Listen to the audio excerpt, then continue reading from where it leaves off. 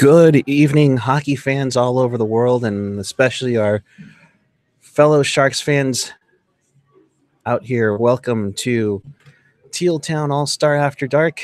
It is a Friday night here in San Jose, and looking for Wi-Fi. Came right here to Stanley's over here at Solar for America Ice.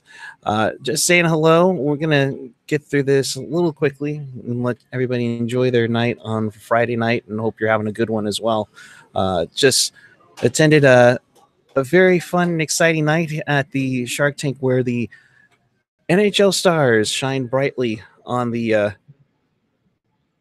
on there. So Jessica, well, didn't know you guys were going to go on live. We had hinted about it on our Instagram. Wanted to get one in before I head home from San Jose, and who has Wi-Fi, because I know there's a lot of people out tonight. Stanley's. So we're enjoying it from Solar for America Ice. Yes. So there was an event tonight. Yes, 21 pilots or 21 pucks. And you were a part of it on the ice. I envy you so much. I hope you had a good time as well. But let's get into it as the stars made their way onto the Shark Tank ice, and beautiful ice setup. I mean, we had seen it already, but it was great all around on this night. So we begin with the fastest skater, Connor McDavid's event. Still hasn't nobody's broken Mike Gartner's record of 13.16 seconds on the record that's been held for now 23 years. Connor McDavid with the win there at 13.378 seconds. Kid's got wheels. He's got a lot of things going on here. One of the historic things about this, though, Kendall Coyne from the U.S. Women's National Team came in with a 14.346 seconds. Very respectable time. And gold medalist. Kudos to her becoming the first woman to participate in the NHL All-Star Skills event. So kudos to her. And McDavid on a run. I feel the All-Star selection was not fast. I didn't like Mr. Vegas PA guy. So, all right, moving onward into this night. You have the Gatorade puck control where you dangle through pucks. We've all seen the Patrick Kane fancy little maneuvering through pucks and everything, and then through the classic pylons, and then in through the high-tech towers and get it into the net. All I'm going to say is I give kudos to everybody on this one, but Johnny Gaudreau from Calgary, 27.045 seconds, ekes out Patrick Kane by a good second and a half, and you either got it or you got it. And a lot of these guys either missed it on the activated towers or on the net, actually, which was quite interesting. Like Elias Pettersson from Vancouver at 43.62 seconds. You had a lot of guys in the 30s, like Giroux, Tavares, who still is getting some boos from the local crowd. Quite interesting on that. Yeah, it'll be interesting to see what that's all about, because it just seems like okay, he didn't sign with us, we can get over it. If he was with the Sharks, I would understand a lot more, but I digress. So next you have the save streak, which I think came in last year in Tampa, where the longest streak to keep your thing going, and along with the captains. Apparently Sidney Crosby has come down with flu-like symptoms, and unfortunately cannot make the event. Will he make it tomorrow? We shall see. That's an interesting one. That Jessica in the chat, I really appreciate that Jagger and Nate were so involved throughout the whole night. Yeah, you had Jagger and helping out, introducing some of the skills skill competitions, kind of being the demo guys, along with Sharky and Grady. Grady pretty much owned Sharky on the fastest skater. So it's interesting on there.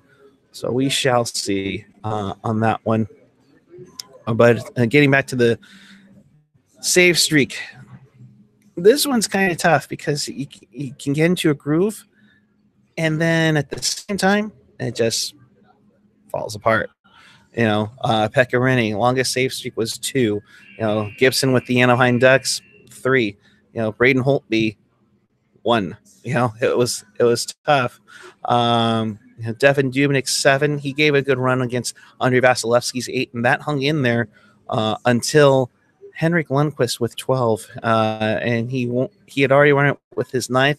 They kept going on him until somebody beat him to make it on 12. It was a great night. Henrik got a nice ovation from the crowd at the tank as well. So if you have any comments, by all means, go bring it in here.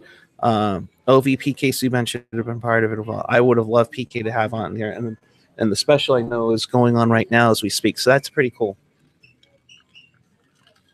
Sorry, I got to get my water in. Forgive me. Otherwise, I'm just going to go bad. OV blocked out. Zach, how are you, good sir? Thanks for staying up with us tonight. Vince G. Tavares, damn, why didn't I think of that? Regarding to what Austin Matthews did. And we'll get to that in just a jiffy here. By the way, in the save streak, so the Sharks shooter shot, they didn't get anything past any of the goaltenders that they went up against. So whether it was Devin Dubnyk or Pekka Rinne, so the Sharks were a shutout there. Quick intermission, which was thankful because I had a good time there, and it was nice. Didn't know if there was going to be a warm up or anything, and then it's just like right on to it. They kind of got a brief little skate around and then right into the action there. So that was quite interesting. I was expecting like a warm up and then going. So next came the Premier Passer event where you pass the puck to 3 people. What do you want to call it? I don't know, the cardboard figurines.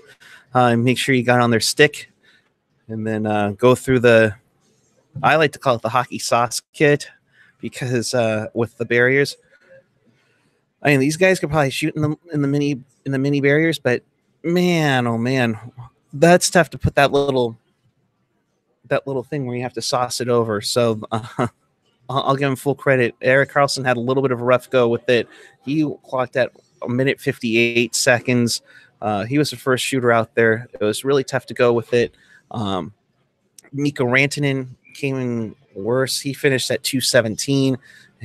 And then you started seeing them coming. Sebastian Aho from Carolina. Really solid move there. He got through some of those really quick.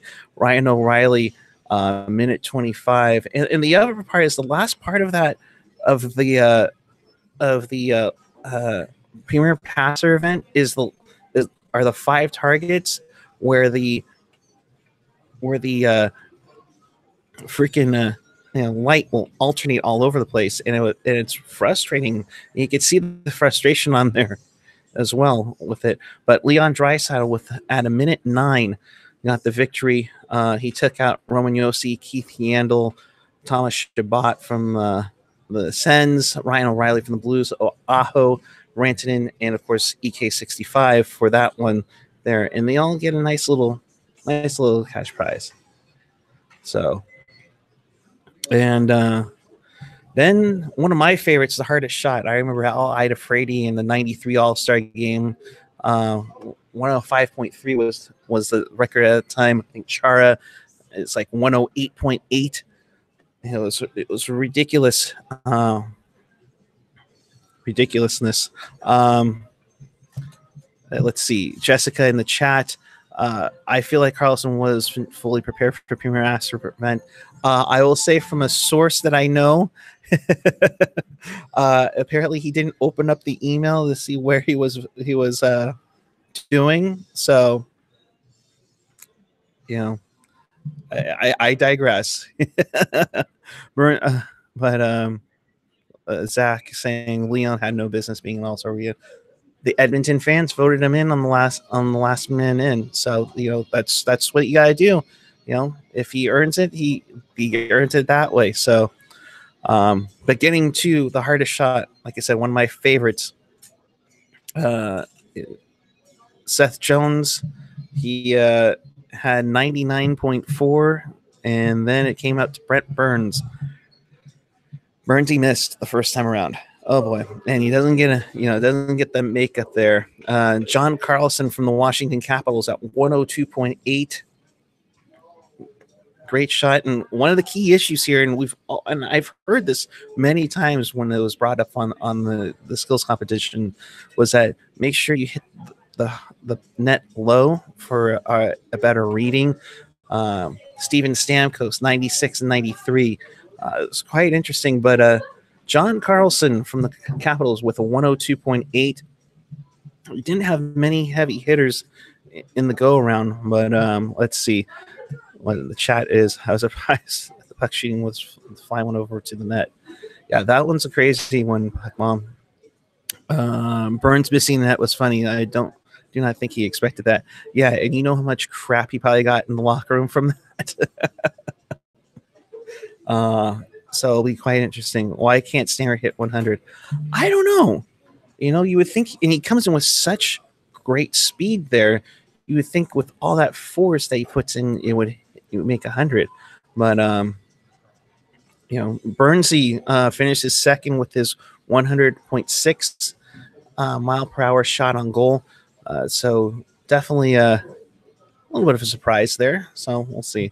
Rob Iman, if the Oilers are smart, they sell at the deadline. I wouldn't be surprised. But they do have a Gretzky running the show now, so it'll be interesting on that one. So moving onward to the accuracy shooting, like I said in the pregame report, it's a twist on the classic one when they were past the puck, shoot the puck, and there you go. Andy Man, yes, I am at Stanley's on the East Rink. They're playing a nice little pickup hockey here. If you didn't notice, one of the busiest rinks west of the Mississippi, as they will always tell you. So finally, accuracy shooting, David Pastrnak. And you have 5 targets here, and they alternate where you're supposed to go. My goodness, 11.309 seconds. That's crazy. Maybe it's something with Boston. Ray Bourque used to be such a killer guy with this accuracy. He'd be like 4 out of 5, 4 out of 4. It's crazy. Kyle Palmer from New Jersey, 20.2. Drew Doughty, who also got his share of booze tonight, 13.591. And then the moment of the night, Austin Matthews comes out. He's just hanging out there, and then all of a sudden he drops his gloves. We're like trying to figure this out, and all of a sudden John Tavares comes out and helps him, takes off the jersey. He has an all-star jersey with Patrick Marleau's number on there.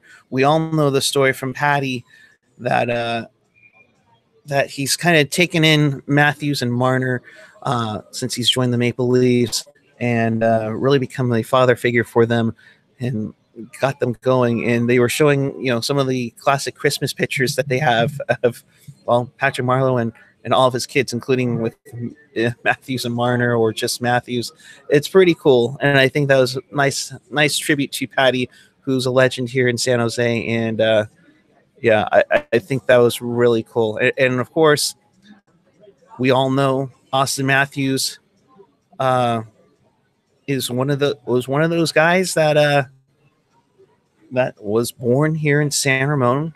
San Ramon native Austin Matthews, and I thought it was a great tribute for him. But Matthews got in. Patrick Marleau forever. 18.585 for Blake Wheeler. Chris Letang 12.693. Kucherov 19.7. Joe Pavelski coming in with a nice respective 14-4-2-3, finishing in 4th place on there. He got in a nice streak at the end, but it just was a little too late there on the night. So Zach saying Marlowe should have been a part of the All-Star Weekend, just saying yes, but he needs to get in, and fortunately, I put in some votes for him along with San Ramon native Austin Matthews, because we knew San Ramon native Austin Matthews would get in for sure. So, but it would have been nice to have at least them out here to enjoy the weekend. But also remember, a lot of these guys are banged up. This is their only time that they're going to really get some rest, along with their bye week going into the rest of the year through June or earlier, of course. So that's what took place tonight at the Shark Tank. Great night all around. Rob, if you're able to get out here and just enjoy the part of it, the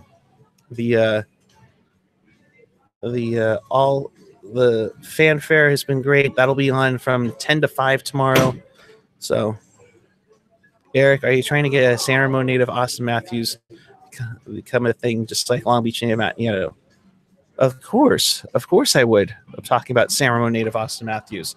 I already got Shalana Goldman from NBC Sports California doing it. I'm slowly getting Brody into it. It's of course I'm trying to get everybody to go with San Ramon native Austin Matthews. I mean, come on, that's the best part of it. So, a good time all around, and it's a rare. We've fortunately had this event twice now since the Sharks came into the NHL, and you look around and you see how this sport has grown in the Bay Area, and you think they could do a little more, but at the same time, look what you've got. I mean, you got guys playing hockey right now on the ice at 10:30 at night. And yes, it's not Toronto, it's not a Canadian city, it's there. So, so let me check the chat here and see if there's any comments going on here with the skills competition tonight. I wish they had the shootout stuff like years past. I would have loved to see the breakaway, and we get Little Burns and Little Pavs. So it would have been fun to have that there. So it would be great for sure to have that happen. So late game there is at 11:15. Yeah, that's tough to do for a work night. So that's not fun. So let's see. It's in San Jose. Why not bring together one more time? It would have been great. It would have been great too, but unfortunately, they need to have their numbers on there. Even if they were at the fanfare, there was Zach saying more comedy with the players. Yeah, it would have been nice. I thought I thought we'd hear a lot more fun and laughter from everybody giving Burnsy a rough time with it. So, but we will see. The NHL All-Star Game tomorrow at the Tank. We'll be back with you following that. So we shall see how this thing goes. It should be fun. Pacific against Central, Metro against Atlantic. Should be quite interesting there to see what they got. And Cheryl and Vince want to draft. I agree. I think there's been a lot of people who wanted to draft. The funny thing is, yeah, the PKC band in the Florida Panthers jersey. Yep. Brent Burns with the Chewbacca head in the whole thing he had in Nashville, and that Nashville one will forever be remembered as the John Scott game. So, great time there. So, with that, I hope I recapped it for you. If you're coming out tomorrow, make sure you get here early. I'm sure it's going to be a little crazy tomorrow for the fanfare, 10 to 5. There's also a San Jose game worn jersey expo. That's at the Poorhouse Bistro. just a few steps away from the Shark Tank. So if you're interested in the game-worn hockey jerseys, this is a great one for you. That's from 9 to 3. Our good friend Mitch Amaya will be there putting it all together. And he's gotten some great looks and everything. And so it's going to be a good time. So with that, we're going to wrap this up. And speaking of wrap, I have a lovely chicken Caesar wrap waiting for me as I get ready to as a pit stop on the way home. So meet up during the break in the action. Yeah, maybe in between the first 2 qualifying games. So that should be a good one. Usual spot maybe by the Sharks Foundation kiosk. So that'll be a great one there. So they should have done some skills competition. Yep. So pardon me with the drink here. I'll say this: Desert Dogs. There we go. All right. So with that, I will leave you. Hope you're enjoying the All-Star festivities, and I will chat with you tomorrow. I'm hoping we'll get a bunch more on, and it should be interesting. Need to reach around. It's a wrap around, and there's nothing else to wrap right now. So unfortunately, I can't help you on that one. Oh, I take that back. The San Jose Barracuda played tonight. I think they're in Michigan and take on the Grand Rapids Griffins. So, and they shut them out 4-0 in Grand Rapids. So we'll give them some kudos for the Barracuda. I know it's not reach around, it's wrap around. It's wrap around. A drink on occasion. Answer. They kicked off a 3-game road trip, and they extend their point streak to 4 games. Josef Kornash with the shutout here, steered all 29 shots, and handed Grand Rapids their first shutout since October 6th at San Antonio, and their first shutout loss at home since November of 2017 against the Chicago Wolves. So that's great. Max Latunov, Jaden Helgebox assisted on Latunov's tally, and then set up Manny Weirder's 9th of the season. So a great one there. John Martin completed the 3-goal second period as he snapped a shot on the short side at 16:05. Nick DeSimone would finish it up with his goal at 10:58. So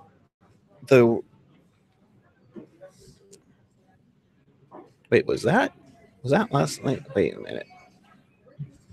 Did I just read the wrong score? That was Friday night, wasn't it? Am I reading? So I'm making sure I did that right, folks. And the Barracuda website has not been updated, so let me check the AHL.com for that one. But I also know that the skills competition for the AHL is on Sunday, which is interesting. But yes, the Barracuda won on Friday night 4-0. And they'll play again Saturday night. Yes, I'm so used to the skills competition being on Saturday. It's actually Friday. So the Grand Rapids Griffins and San Jose Barracuda will play at 4 p.m. tomorrow. So there you go. So, dude, Twitter is faster. Yeah, I know. But I was trying to get it going really quick on there.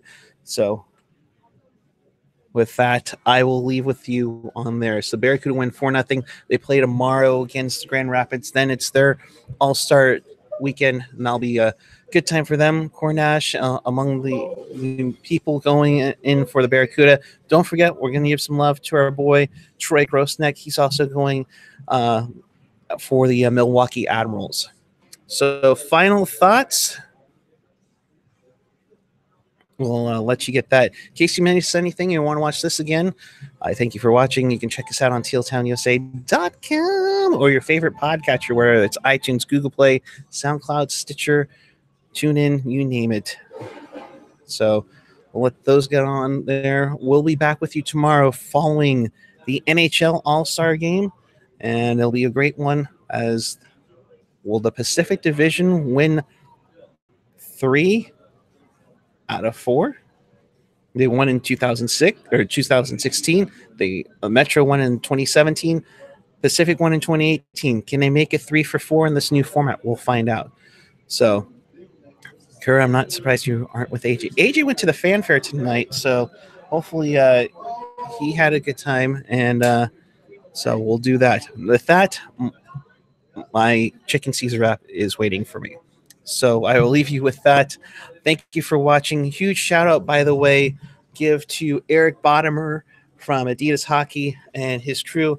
They came up with a fancy salamander hockey design hat. Salamanders are indigenous to the Bay Area, so they came up with that for the NHL All-Star Game. So I want to give them a quick shout out to Adidas and Adidas Hockey. Known Bottomer for years, and it was nice along with his crew to give him the new hat and also this pretty cool shirt with the All-Star Energy Wave there. So a shout out to Adidas Hockey there for that one. You're all thinking, what is the guy go gecko there? Yes, AJ is on assignment tonight. AHL broadcast like it was on the NBCSN last year. I don't know about NBC Sports California. I know it's going to be on NHL Network. They did promote that on there. So, yeah, definitely look for that. I will see you at Fanfare. I'll be all over the place tomorrow. So, we'll be just by all means come and say hi. Zach, of course, gets Hockey Night in Canada. Kind of jealous. Was hoping to run into Ron McLean. Saw Ray Whitney. He was on the phone. Didn't want to bug him. Had a little geek out on him, but I digress. So thanks for watching. We'll see you tomorrow following the All-Star Game.